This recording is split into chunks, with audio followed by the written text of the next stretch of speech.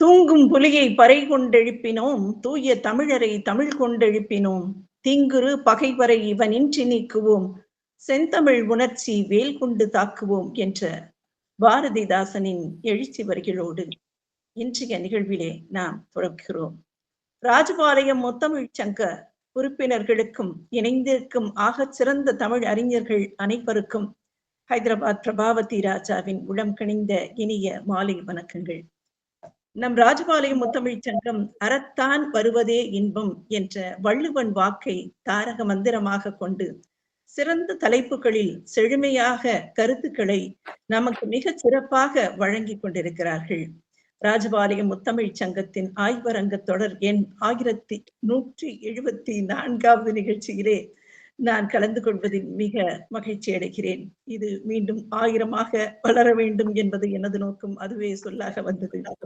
மிகச் சிறப்பான உழைப்பு, அருமையான கொள்கைகள், தமிழை நாம் வளர்க்க வேண்டும், தமிழை வருங்கால சந்ததிகளுக்கு எடுத்துச் செல்ல வேண்டும் என்ற தீராத அந்த ஆர்வத்தினால் கடும் உழைப்பு செய்கிறீர்கள். நீங்கள் சங்கத்தில் உறுப்பினர்கள் அனைவரும். நமது சரஸ்வதி அம்மாவிடம் பேசும்போதெல்லாம் தெரியும் அவர்களுடைய எதிர்பார்ப்பு என்ன, மக்களிடம் என்ன சொல்ல வேண்டும் என்று நினைக்கிறார்கள் என்பது. தெளிவான கருத்துக்களோடு மிகச் சிறந்த கருத்துக்களை மட்டும் நீங்கள் எடுத்து அவர்களுக்கு இந்த குழுவில் சேர்த்துக் கொள்வதும் ஒரு சிறப்பான கொள்கை என்றுதான் நான் நினைக்கிறேன். அமைதியான தெளிவான குரலிலே சிறப்பாக நெறியாளுகை செய்து கொண்டிருக்கும் திருமதி திருக்குறள் சரஸ்வதி ஜெகதீசன் அம்மா அவர்களுக்கும், சிறப்பான தலைமை உரை வழங்கி பின்னூட்டமும் வழங்க இருக்கும் முனைவர் எவாஞ்சலின் மனோகரன் ஐயா அவர்களுக்கும், மற்றும் இந்நிகழ்ச்சியை சிறப்பிக்க வந்திருக்கும் ஐயா ஜின்னா அவர்களுக்கும், மேலும் பல அன்பர்கள் நிறைந்த இந்த குழுவிற்கு சிறந்தாழ்ந்த வணக்கங்களையும் வாழ்த்துக்களையும் காணிக்கையாக்கி இந்த நிகழ்ச்சியை துவக்கலாம். ராஜபாளையம் முத்தமிழ்ச் சங்கத்தின் இன்றைய இணைய வழி கருத்தரங்கில் முனைவர் திரு இறையன்பு IAS அவர்கள் எழுதிய தோன்றியதன் சிந்தைக்கு என்ற நூலில் நான் படித்ததில் பிடித்தது என்ற தலைப்பில் சில பக்கங்களை நான் உங்களுடன் பகிர்ந்து கொள்ள விரும்புகிறேன். இந்த புத்தகம் இதுதான், தோன்றியதன் சிந்தைக்கே என்ற புத்தகம். அந்த அட்டைப்படத்திலேயே ஆசிரியரின் உருவப்படம் பொறித்திருக்கின்றது. இது கற்பகம் புத்தகாலயத்தின் வெளியீடு. பக்கங்கள் 303 கொண்டது. 250 ரூபாய் இதனுடைய விலை. அருமையான கருத்துக்கள் நிறைந்தது. இவற்றில் நாம் என்ன கூறலாம் என்றால், நாம் அனைவரும், ஏன் பள்ளி மாணவர்கள் முதல் பெற்றோர்கள் வரை படித்து பயன்பெற வேண்டிய நூல். அருமையான கருத்துக்களை உயிரோட்டமாக நமக்கு எளிமையாக புரியும்படி நடையில் எழுதியிருப்பதுதான் இதனுடைய சிறப்பு. நம் அன்றாட வாழ்வில் நடக்கும் நிகழ்ச்சிகள் தான் இதில் சற்று தெளிவாக கூறப்பட்டிருக்கிறது. எவ்வாறு என்றால், அந்த செயல்களை நாம் எவ்வாறு செம்மையாக செய்ய இயலும் என்பதை வலியுறுத்தி கூறுவதாக இந்த கருத்துக்கள் அமைந்திருக்கும். நான் மிகவும் ரசித்தது. எத்தனையோ புத்தகங்கள் இருக்கலாம், ஆனால் நான் பகிர்ந்து கொள்ள நினைப்பது இந்த புத்தகத்தில் உள்ள கருத்துக்களை இன்று உங்களுடன் பகிர்ந்து கொள்வதில் பெருமகிழ்வு கொள்கிறேன். இந்த ஆசிரியர் சக எழுத்தாளர்களை, சக கவிஞர்களை, இசைக்கலைஞர்களை, குறும்பட இயக்குநர்களை, தொழிலதிபர்களை, அவர்களின் உள்ள நற்பண்புகளை அறிந்து மகிழ்ந்து உளமாற வாழ்த்துவதும், அவர்களை பற்றி மனமாற பாராட்டி எழுதி மற்றவர்களுக்கும் அவர்களை பற்றிய சிறந்த கருத்துக்கள் கொண்டு செல்ல வேண்டும் என்ற நன்னோக்கத்திலே இந்த நூலில் எழுதியிருக்கிறேன். நம்மிடையே எதிலும் நேர்மறை சிந்தனைகள் விளைய வேண்டும் என்ற சிறந்த விதையை நம்ம விதைப்பது இந்த நூல். இறையன்பு IAS அவர்கள், ஆசிரியர் குறிப்பாக சில வரிகளை கூறுகிறேன். இறையன்பு IAS அவர்கள் சேலம் மாவட்டத்தில் ஜூன் 16ஆம் தேதி அன்று 1963 பிறந்தார்.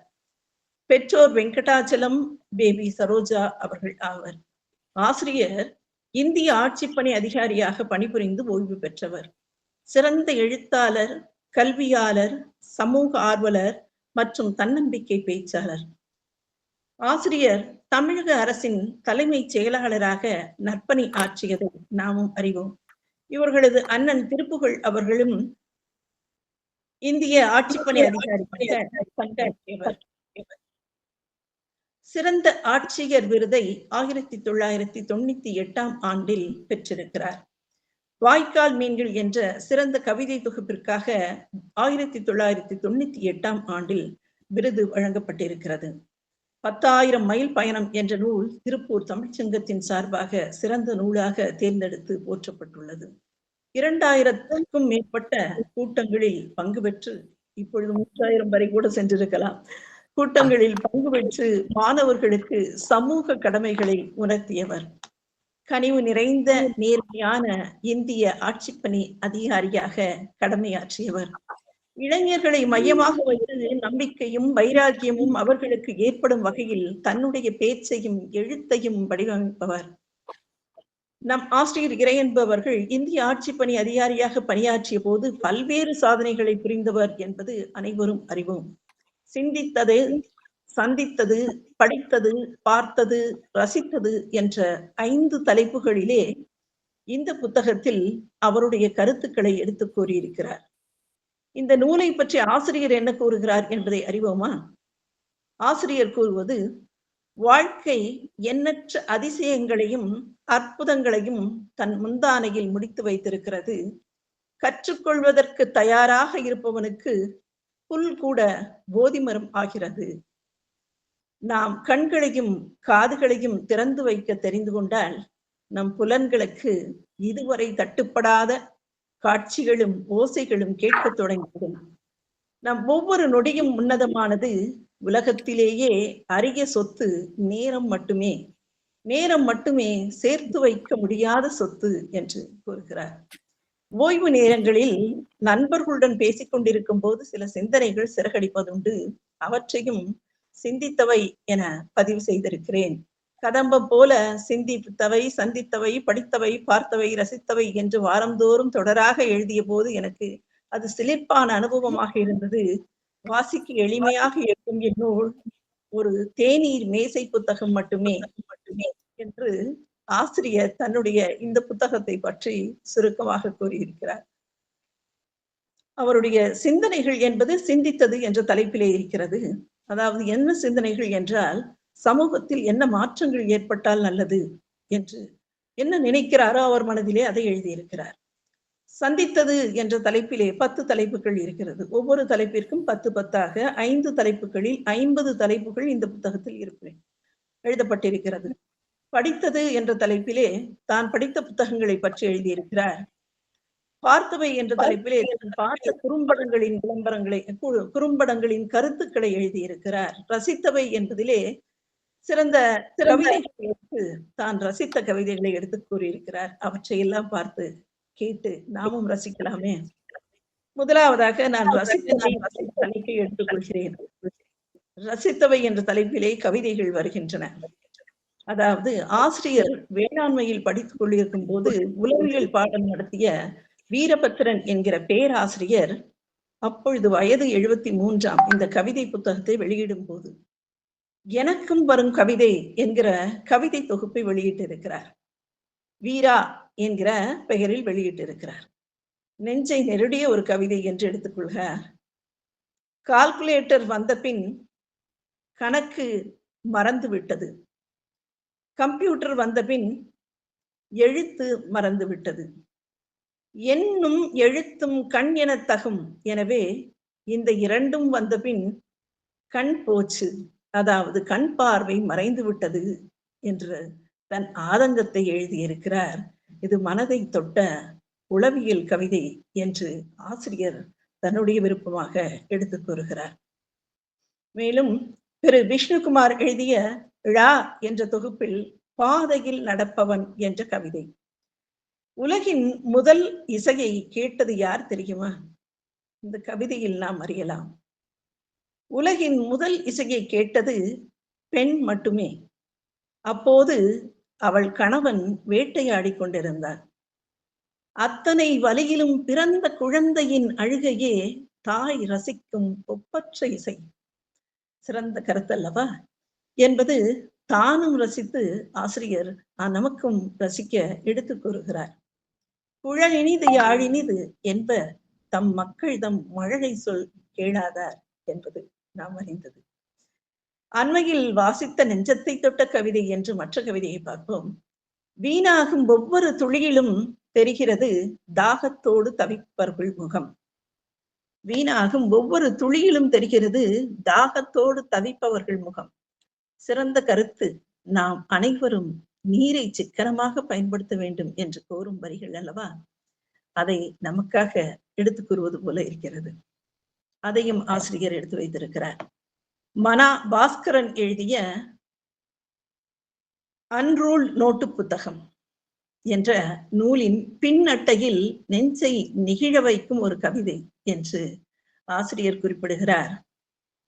வானம் பார்ப்பதும் கடல் பார்ப்பதும் யானை பார்ப்பதும் ரயில் பார்ப்பதும் காணாமல் போனது விடைத்தாள் பார்ப்பதில். இன்றைய குழந்தைகள் சிறுவர்களுக்கு நேர்ந்த நிலை இதுதானே. வானம் பார்ப்பது கடல் பார்ப்பது என்று விளையாடிய குழந்தைகள் என்று விடைத்தாளை பார்க்கவே நேரம் சரியாகிறதாம். படித்து படித்து அவர்கள் ஆர்வமாக படிப்பிலும் கவனம் செலுத்த வேண்டியிருக்கிறது.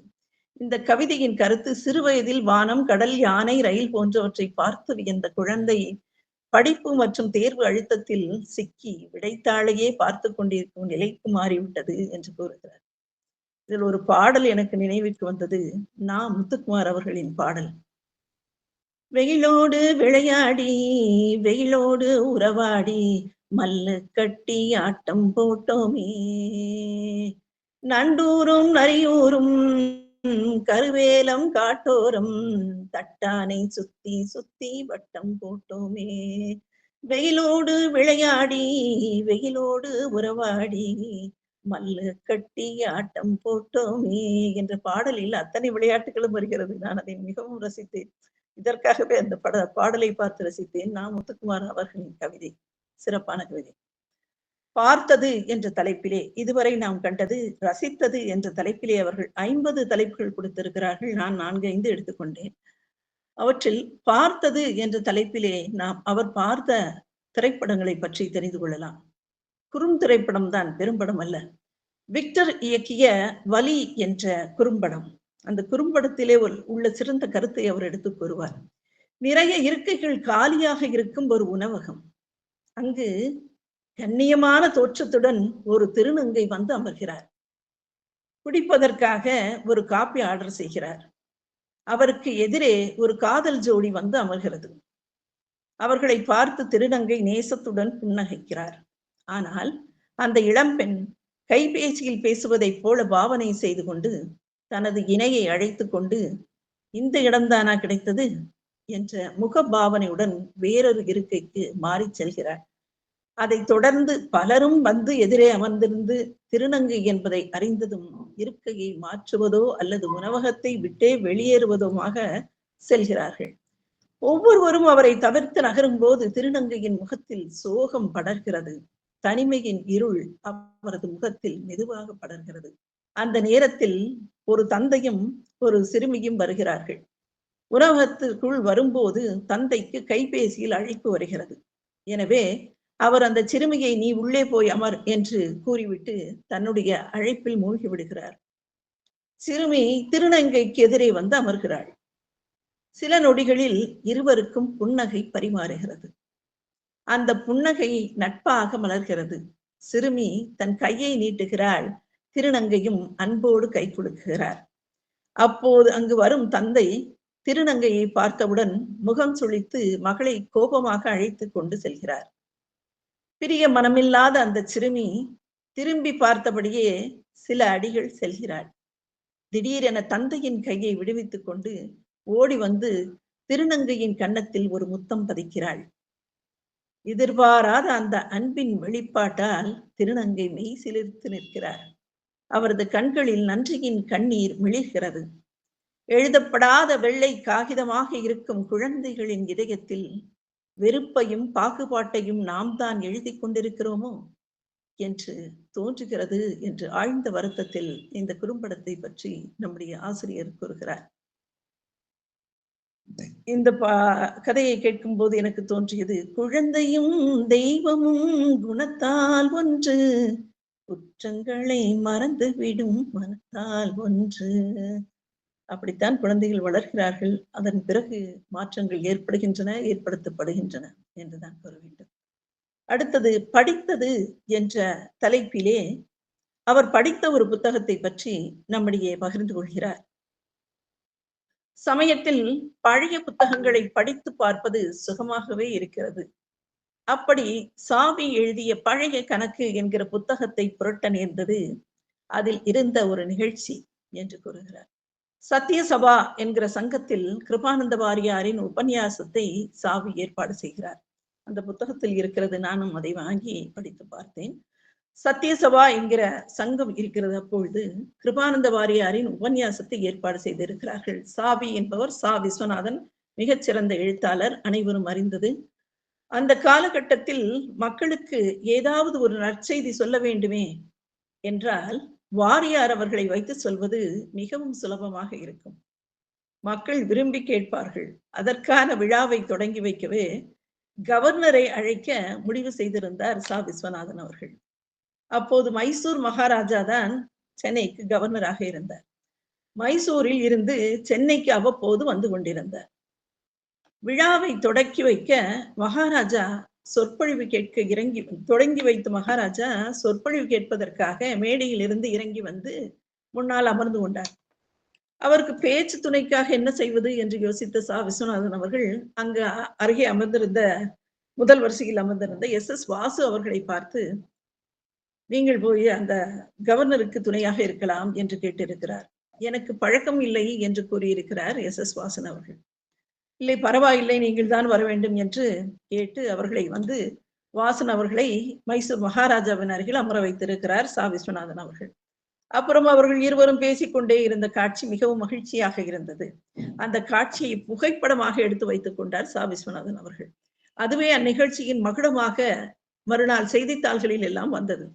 அந்த புகைப்படத்தை பெரிதாக்கி சட்டம் போட்டு கொடுத்தால் வாசன் அவர்கள் சந்தோஷப்படுவார்களே என்று நினைத்த எழுத்தாளர் சாவி அவர்கள் அதை பெரிதாக்கி மறுநாள் காலையில் எஸ் வாசன் அவர்களுக்கு கொண்டு போய் கொடுத்திருக்கிறார். அதை பார்த்த வாசன் அவர்கள், இது எதற்கு என்று சாவி அவர்களிடம் கேட்டார். நன்றாக வந்திருக்கிறது, நீங்கள் வீட்டில் மாட்டி வைக்கலாம் அல்லவா என்றாராம் சாவி அவர்கள். அதெல்லாம் கூடாது, இதை வீட்டில் மாட்டி வைத்து நானும் மகாராஜாவும் ரொம்ப நாள் சிநேகிதர்கள் என்பது போல் காட்டிக்கொள்ளவா? அது எல்லாம் எனக்கு சம்மதம் இல்லை, நான் வாங்கிக் கொள்ள மாட்டேன் என்று திருப்பி அனுப்பிவிட்டாராம். இந்த நிகழ்ச்சியை இன்றைய நிகழ்ச்சியோடு ஒப்பிடுகிறார் ஆசிரியர் அவர்கள்.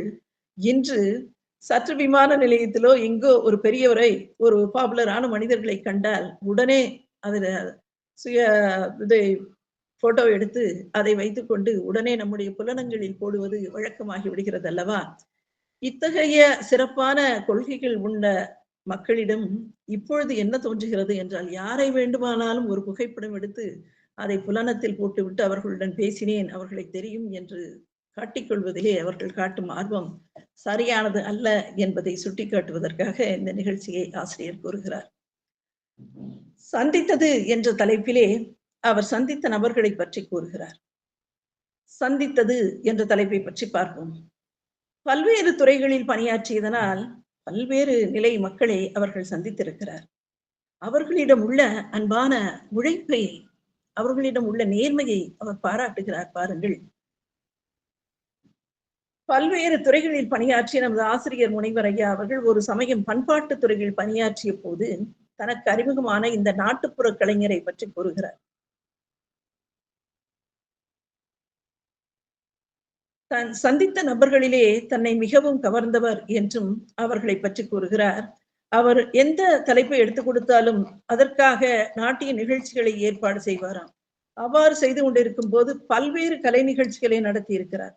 அவர்களை பற்றி கூறும்போது குடும்பமே கலைத்துறையில் பங்காற்றியதாக அவர்கள் கூறுகிறார்.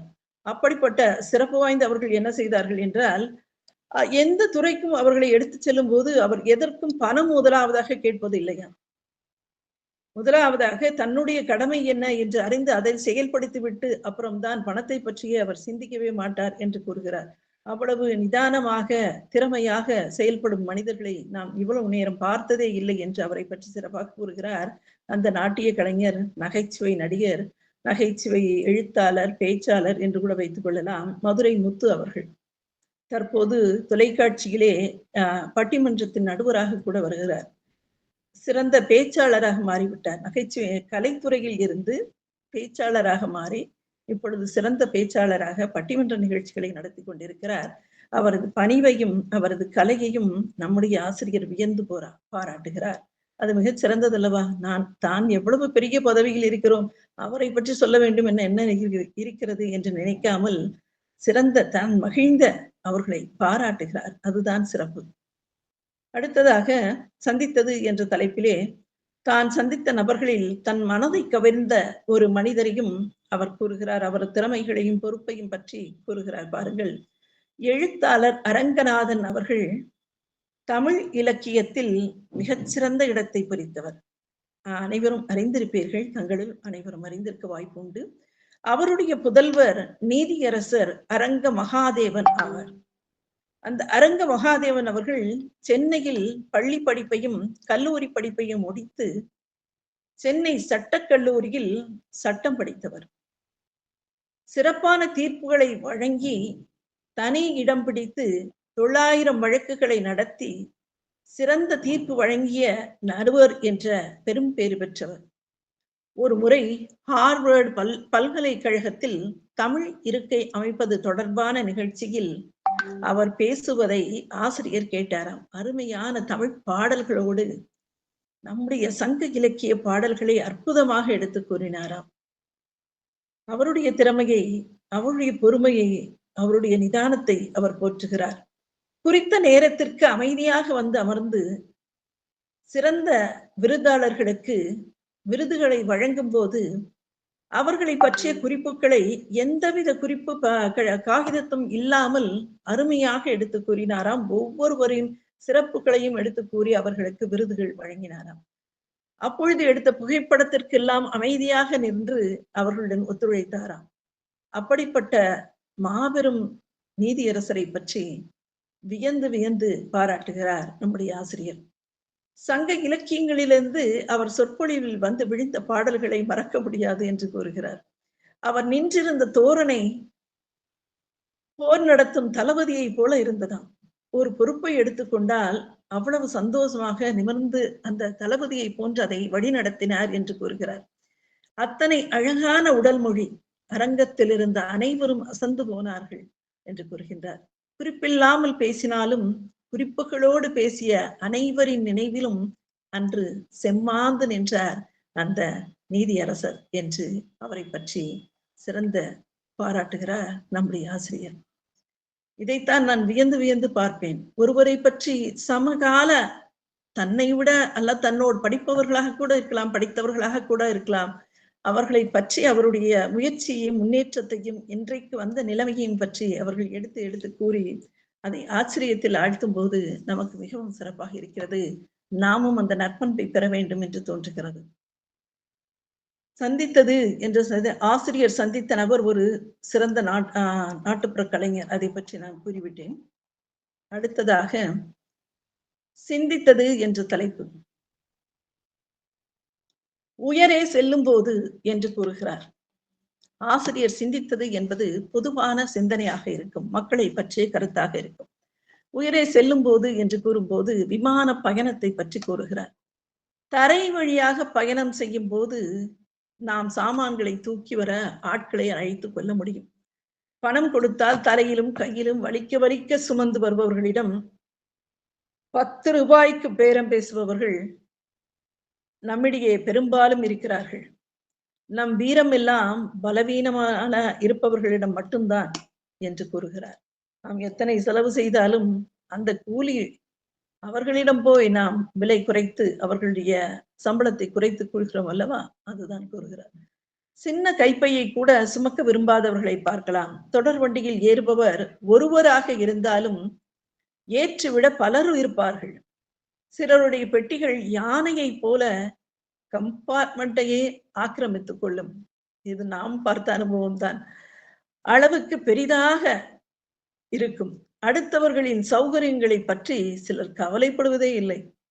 தன்னுடைய பெட்டி என்று பெரிதாக வந்து 3 பேரை வைக்கக்கூடிய இடத்திற்கு அந்த பெட்டியை நிரப்பி விடுவார்கள். ஒன்றும் சொல்ல முடியாது. காரில் சென்றால் தூக்கி வைப்பதற்கும், இறக்கி விடுவதற்கும், அறைக்கு எடுத்துச் செல்வதற்கும் அம்புகள் போல் செயல்பட இருக்கிறார்கள். அதே மனிதர்கள் விமான பயணத்திற்கு செல்ல வேண்டும் என்றால் எப்படி வருகிறார்கள் என்பதை காட்டுகிறார் பாருங்கள். தேவையானவற்றை மட்டும் பெட்டியில் கவனமாக பொறுக்கி பொறுக்கி நிரப்புவார்களாம். எடை கூடினால் பணம் கட்ட வேண்டுமே, நாமே இறுதி வரை தூக்கி செல்ல வேண்டுமே, தன் தம் பிடித்து மேலே ஏற்ற வேண்டும். சில நேரங்களில் விமான நிலையங்களில் வெகு தூரம் அவற்றை இழுத்துச் செல்ல வேண்டிய நெருக்கடிகளும் உண்டு. எனவே இதுவரை சொகுசாக இருந்தவர்களுக்கு வியர்த்து கொட்டும். ஆனாலும் விமானத்தில் செல்லும் போது மிக பிரமாதமாக சிலவற்றை கேபினில் ஏற்றலாம். ஆனால் முக்கியமானவற்றை கையில் வைத்திருப்பதே உசிதம் என்று எச்சரிப்புடன் இருப்பார்கள். அதை சொல்கிறார். பயணம் உயர செல்ல செல்ல நம்முடைய பொருட்களை நாமே தூக்க வேண்டும். அதுபோல்தான் நாம் கனம் இழக்கும் போதுதான் உயரமாக செல்ல முடியும் என்று கூறுகிறார். நம்முடைய உள்ள இந்த பொருட்களின் கனம் மட்டுமல்ல, மனதில் கூட கனம் இல்லாமல் நிம்மதியாக இருந்தால்தான் நம்முடைய வாழ்க்கை உயர்ந்து நாம் செயல்பட முடியும் என்று கூறுகிறார். அது சிறப்பான கருத்து அல்லவா? சிந்தித்தது என்று மற்றொரு தலைப்பையும் நான் இதோடு இணைத்து உங்களுக்காக கூறுகிறேன். அன்றே விதைத்த விதை. அதாவது முகத்தில் அழுக்கிருப்பதை சொன்னால் பதறிப்போய் துடைத்துக் கொள்வோம். ஆனால் மனதில் அழுக்கிருப்பதை யாராவது சுட்டிக்காட்டினால் கோபப்படுகிறோம் அல்லவா? இன்னும் சொல்ல போனால் நாம் மன அழுக்குகளோடு வெகு நாட்களாக குடித்தனம் நடத்தி கொண்டிருக்கிறோம். அவற்றை நாம் நேசிக்கவும் கற்றுக்கொண்டோம். காரணம், அவற்றை நம்மால் தூக்கி எறியவும் முடியாது. சமயத்தில் அவற்றுக்காக பெருமைப்படவும் செய்கிறோம். எனக்கு மிகவும் கோபம் வரும் தெரியுமா? கோபம் வந்தால் நான் என்ன செய்வேன் என்று எனக்கே தெரியாது என்று பெருமையாக தன்னுடைய கோபத்தை எடுத்து சொல்பவர்களும் உண்டு. யாரேனும் நம்முடைய குறை கண்டுவிட்டால் சுட்டிக்காட்டினால் முதலில் அவர்களை வெளியே அனுப்புவோம், இல்லை நாம் அந்த இடத்தை விட்டு சென்று விடுவோம். அவற்றை பற்றி சிந்திக்கவும் நாம் தவறுகிறோம். எடுத்த எடுப்பிலேயே அவற்றை வெளியே தள்ளி கதவுகளை சாத்துகிறோம். வாய்ப்பு ஏற்படும் போது அவற்றை நியாயப்படுத்தவும் முயற்சிக்கிறோம். சிலரோ அவற்றை இன்னும் வலுவானதாக மாற்றிக்கொள்கிறார்கள். அதுவே சிறப்பு என்று நினைத்து பலவீனங்களை பலமாக்க நினைப்பவர்களை என்ன செய்ய முடியும் என்று ஆசிரியர் கேட்கிறார். தன்னுடைய ஆதங்கத்தை வெளிப்படுத்துகிறார். இப்பொழுது எனக்கு ஒரு திருக்குறள் தோன்றியது. இவர்கள் எவ்வாறு வாழ்ந்தால் வாழ்க்கை செம்மையாக இருக்கலாம் என்பது. மனநலம் மண்ணுயிர் காக்கம், இனநலம் எல்லா புகழும் தரும். எனவே சிறந்த இனநலம் கொண்டால் அவர்களும் வாழ்வில் முன்னேறலாம். அடுத்ததாக பார்த்தது என்ற தலைப்பிலே மீண்டும் ஒரு குறும்படம். தனிமை கொடுமையானது அல்லவா? இதை நாம் அறிவோம். முதியோர்கள் அதிகமாக உணர்வார்கள். அதிலும் உடல் தளர்ந்து மனம் கலங்கி பழைய நினைவுகளால் பரிதவிக்கும் முதுமையில் தனிமை நொடியை கூட யுகமாக்கி விடுகிறது. கிராமப்புறங்களிலோ வயோதிகர்கள் ஒன்று கூடுவதற்கு கூட வாய்ப்புகள் இருக்கின்றன. தன்னுடைய குறைகளை மாற்றி சொல்வதற்கும் ஒரு திண்ணை போல அங்கே அமர்ந்து அவர்கள் படிகளில் அமர்ந்து கேட்டுக்கொள்வதற்கும் பேசிக்கொள்வதற்கும் கூட வாய்ப்புகள் உண்டு. ஆனால் இன்றைய அடுக்ககங்களில் நகர்ப்புறங்களிலே வாழ்க்கையை தொட்டி செடியாக்கி கொண்டு சுருக்கி கொண்டு மனிதர்களுக்கு தனிமை அபாயமாக கோர முகம் காட்டி அவர்களை பயமுறுத்துகிறது. அதனால் தீவிர விளைவுகளும் ஏற்படுகின்றன. அக்கம் பக்கம் இருப்பவர்களை பற்றி அக்கறை கொள்ளாத மாநகரங்கள் இன்னும் கொடுமை. இங்கு நாம் கண்கூடாக காண்கிறோம். நாங்கள் எல்லாம் இங்கு பக்கத்து வீட்டிலே நாங்கள் பேச முடியாது. ஏனென்றால் அவர்கள் வேற்று மொழி பேசுபவர்கள். குஜராத் மக்கள் என்றால் வேற்று மொழி பேசுகிறார்கள். இவ்வாறு ஒவ்வொருவரும் வேறு வேறு மொழியிலே பேசும்போது நாம் அவ்வளவு சுகமாக யாரிடமும் எளிமையாக பேச முடியாது. ஏதோ ஒரு கூடகம், ஒரு நினைவு, ஏதாவது ஒரு சங்கம், அப்படி நாம் கலந்து கொள்ளும் போது ஆங்கிலத்திலே பேச முடிகிறது. இல்லை என்றால் அவர்கள் கண்களில் பார்ப்பது மட்டும்தான் ஒரு புன்னகை, அவ்வளவுதான். அவர்களுடன் எளிதாக பேச முடிவதில்லை. பழக வேண்டும் என்ற ஆர்வம் இருந்தாலும் அது இயலாத காரியம். வெவ்வேறு மொழிகளில் அவர்கள் பேசிக் கொள்கிறார்கள். மனைவி இருக்கும் வரை கணவனுக்கு தனிமை தெரிவதில்லை. மனைவியை இழந்தவர்கள் ஓய்வு பெற்றதும் ஒண்டியாக இருப்பது சக்கையாக அவர்களை பிழிந்து விடுகிறது. இது இன்றும் நடக்கிறது. அதை என்றும் எவ்வாறு தவிர்ப்பது என்பதை நாம் யோசிக்கலாம்.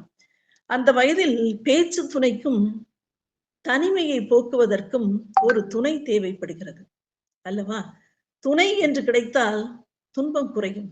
ஏன் நாங்கள் கூட நினைப்பது உண்டு. எனக்கு பழைய தோழிகள் எல்லாம் தூரமாக இருக்கிறார்கள். தோழியோடு பேசிக் கொண்டிருந்தால் நேரம் போவது மகிழ்ச்சியாக இருக்கும் என்று நினைப்பது உண்டு. அது இப்பொழுது அலைபேசியிலே கடந்து விடுகிறது. துணை என்று கிடைத்தால் துன்பம் குறையும் என்கிற எண்ணம் ஏற்படுவது சகஜம். ஆனால் அதை ஒத்துக்கொள்ளும் சுற்றங்களும் அதற்காக அவர்களுக்கு ஒத்தாசை செய்யும் இதயங்களும் மிக குறைவு. இது மிகவும் வலி ஏற்படும் சொற்களாக இருக்கிறது. அதனுடைய ஒரு பகுதியாக இந்த சிறுகதையை அமைத்திருக்கிறார் இயக்குனர் என்று இப்பொழுது சிறுகதை ஆரம்பிக்கிறது.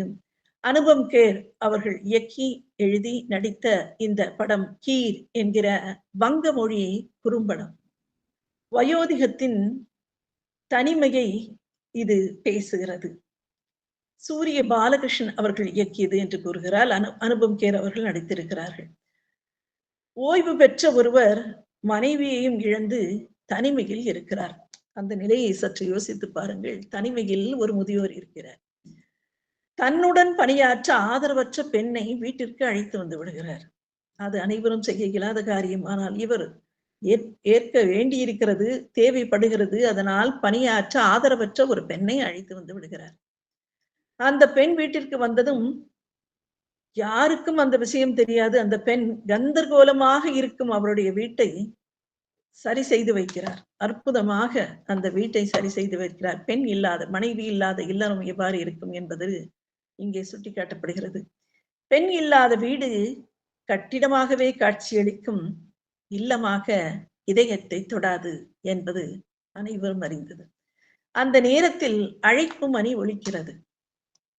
அவர் கதவை திறக்க அதிர்ச்சி தரும் விதத்தில் பேரன் பேத்தி உள்ளே நுழைய அவர்களுக்கு அந்த பெண்ணை பார்த்ததும் சந்தேகம் வந்துவிடுகிறது.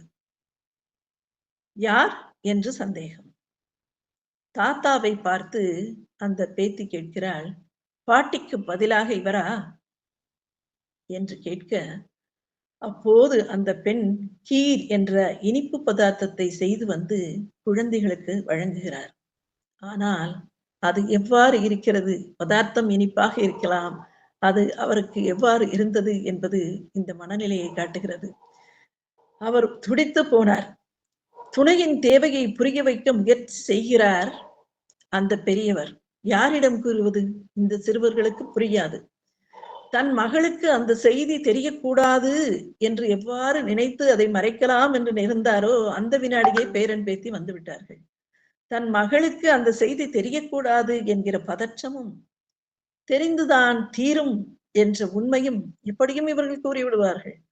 தெரிந்துதான் தீரும் என்ற உண்மையும் ஒரு சேர அவர்களுக்கு அந்த கீர் என்ற இனிப்பு பதார்த்தம் சாப்பிட முடியாமல் அப்படியே வைத்தாராம். அலைக்கழிக்க வைக்கிறது மனதை என்று கூறுகிறார். அவர் பேத்தி கேட்ட கேள்வியை பலரிடமும் எதிர்கொள்ள வேண்டியிருக்குமோ என்ற அவரது நினைவு. கணவனை இழந்த பல வயோதிக பெண்களும் தனிமையில் வேறு வழியின்றி தவிப்பதை பார்க்கிறோம். தனிமை எவ்வளவு கொடுமையானது. அவ்வையின் மூதுரையிலிருந்து ஒரு பாடல், பெண் இல்லாத வீடு, மனைவி இல்லாத வீடு எவ்வாறு இருக்கும் என்பதற்கு கூறுகிறது பாருங்கள்.